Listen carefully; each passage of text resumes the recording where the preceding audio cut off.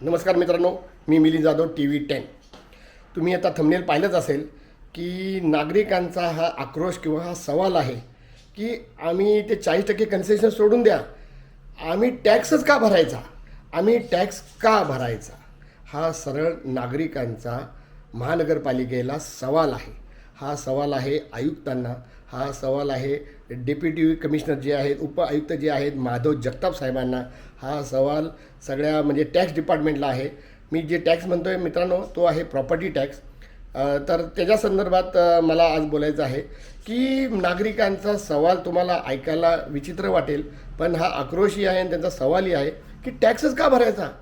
तुम्ही ज्यासाठी आम्ही टॅक्स भरतो त्यातलं बरंचसं काही करत नाही आणि म्हणजे बरेच त्या गोष्टी आहेत जे महानगरपालिकेच्या अंडर येतात. रस्ता अंडर येतो, पाणी सप्लाय अंडर येतो, मग त्यानंतर अतिक्रमणं, फुटपाथवर चालणं, हे माणसाच्या सामान्य नागरिकांचा अगदी जीवाचे सगळे विषय हे महानगरपालिकेशी निगडीत आहेत आणि त्यासाठी म्हणजे महानगरपालिका हे करते म्हणून ते टॅक्स भरतात.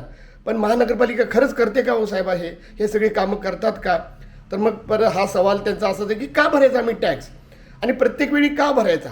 मी प्रत्येक वेळीचं म्हणणंच असं आहे की वर्षाचा टॅक्स असतो, म्हणजे 6-6 महिन्याचा असू शकतो, वर्षाचा असतो तो. तर टॅक्स प्रत्येक वेळी का भरायचा ह्याचं तुम्हाला एक उदाहरण देतो की एक अतिक्रमणाची कारवाई होते. ती अतिक्रमणाची कारवाई होऊन जास्त नाही तोपर्यंत दुसऱ्या तिसऱ्या दिवशी परत तिथं अतिक्रमण केले जातात. ह्याचाच बाबतीत आहे ना, मी बऱ्याचशा इंजिनियरना महानगरपालिकेच्या पदाधिकाऱ्यांना विचारलं की साहेबा तिथे परत अतिक्रमण झालेलं आहे. तर ते म्हणतात की किती वेळा करायचं आम्ही. तर हाच प्रश्न म्हणजे नागरिक विचारतात की किती वेळा आम्ही टॅक्स भरायचा. जर आम्ही प्रत्येक वेळी टॅक्स भरतो तर प्रत्येक वेळी तुम्ही तुमचं काम करा की, हा तो त्याच्या मागचा मुद्दा आहे. तर मित्रांनो, मला तेच म्हणायचं की प्रॉपर्टी टॅक्स तर गंमत अशी की सामान्य नागरिक ह्यांना फक्त कंपल्सरी भरावा लागतो आहे असं मला तरी वाटतं.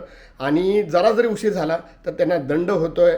त्यानंतर त्यांनी PT3 फॉर्मसुद्धा भरला नाही, PT3 फॉर्मला भरायला उशीर झाला. मागच्या वेळी नोव्हेंबरपर्यंत ते त्याचा डेट होता.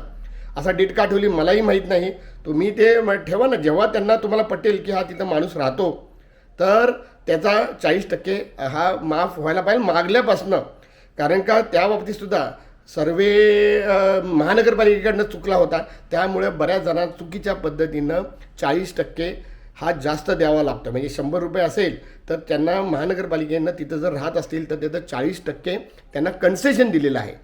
पण मध्ये सर्वे त्यांचा चुकल्यामुळे चुकीच्या पद्धतीने माणसं तिथं राहत आहेत तरीसुद्धा त्यांची तिथं ते राहत नाही आहे, तर त्यांना ते 40% कन्सेशन का भरावं असं त्यांना झाल्यामुळं त्यांना 100 रुपये त्याच्यासाठी भरावं लागत होते, 100% भरावं लागत होते.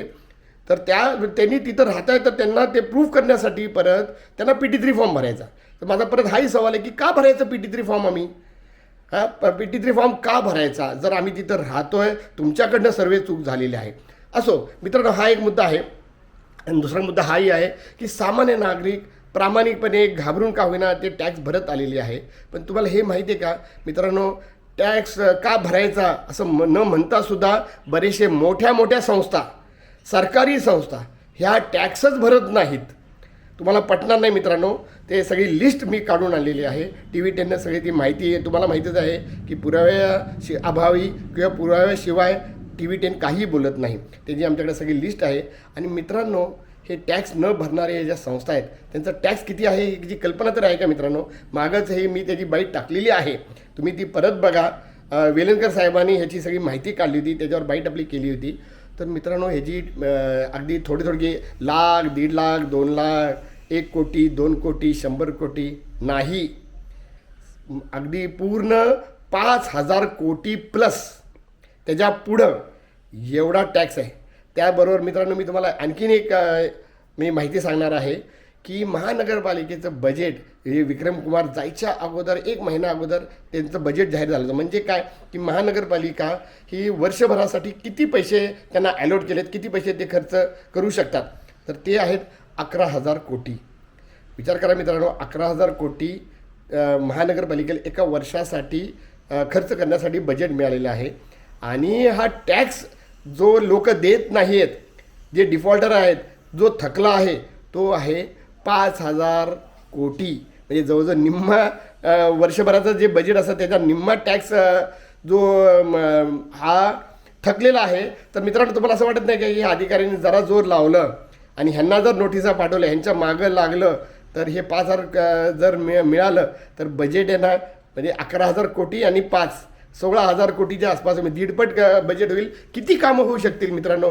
तर परत नागरिकांचा सवाल आहे की जर हे बुडवतात तर आम्ही का 5,000 आम्ही हे टॅक्स का द्यायचा, आम्ही महानगरपालिकेचा प्रॉपर्टी टॅक्स का द्यायचा याचं उत्तर महानगरपालिकेनं आयुक्तांनी टॅक्स डिपार्टमेंटच्या उपायुक्तांनी आणि त्यानंतर अगदी दुसरे उपायुक्त जे आहेत अस्मिता तांबे मॅडम यांनीसुद्धा याचं उत्तर द्यावं.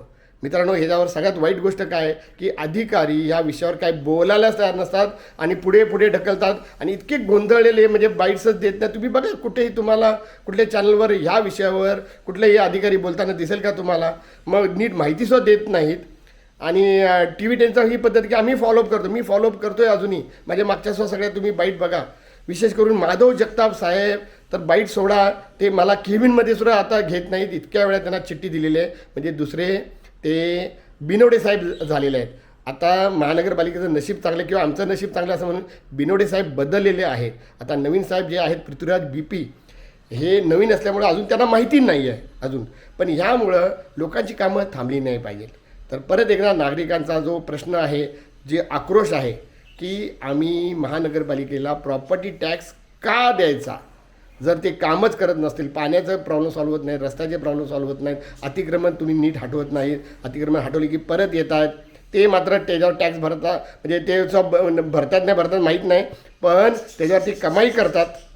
आणि आम्हाला मात्र छोटा फुटपाथ सगळं रस्ता जाम ते त्याचं काही हे नाही, पाणी मिळत नाही, हे सगळे प्रॉब्लेम आम्हाला फेस करावे लागतात सामान्य नागरिकांना. तर परत एकदा मी नागरिकांचा प्रश्न विचारतो आहे महानगरपालिकेला की आम्ही टॅक्स का द्यायचा आम्ही टॅक्स. तर मित्रांनो तुम्ही आता जर तुम्हाला हा व्हिडिओ आवडला असेल तर याच्यावर कॉमेंट करा, हा लोकांना शेअर करा, कॉमेंट करा. म्हणजे आमचे फीडबॅकमध्ये फरक म्हणजे वाढत जातं ते. आणि आमच्या चॅनलला सबस्क्राईब करा. सबस्क्राईब केलं तर आमची ताकद वाढते. मी मिलिंद जाधव आणि तुम्ही बघत आहात TV 10.